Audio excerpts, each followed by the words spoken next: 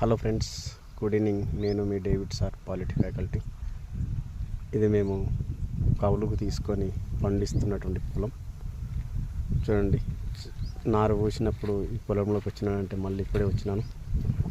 చూడండి, అక్కడ ఆదర్శ రైతు దంపతులు ఇద్దరు గడ్డికి వస్తూ ఉన్నారు. మా అమ్మ నాన్న ఒక రైతు కుటుంబంలో పుట్టి రైతుగా జీవిస్తున్నటువంటి తల్లిదండ్రులు నాకున్నందుకు చాలా గర్విస్తూ ఉన్నా.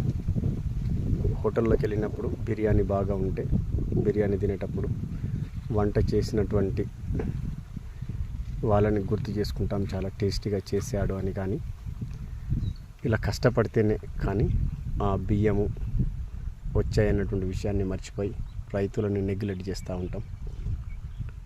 సరే, ఏదేమైనా ఈ దేశానికి ఎంతో కష్టపడి వరిని పండించి మనకు ఆహారాన్ని అందిస్తున్నటువంటి రైతులందరినీ మనం ఖచ్చితంగా భోజనం చేసిన ప్రతిసారి గుర్తుంచుకోవాలా.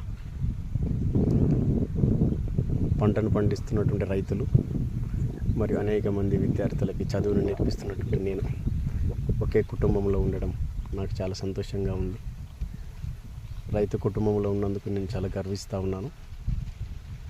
ఈ భారతదేశంలో ఎవరైనా సరే నిస్వార్థంగా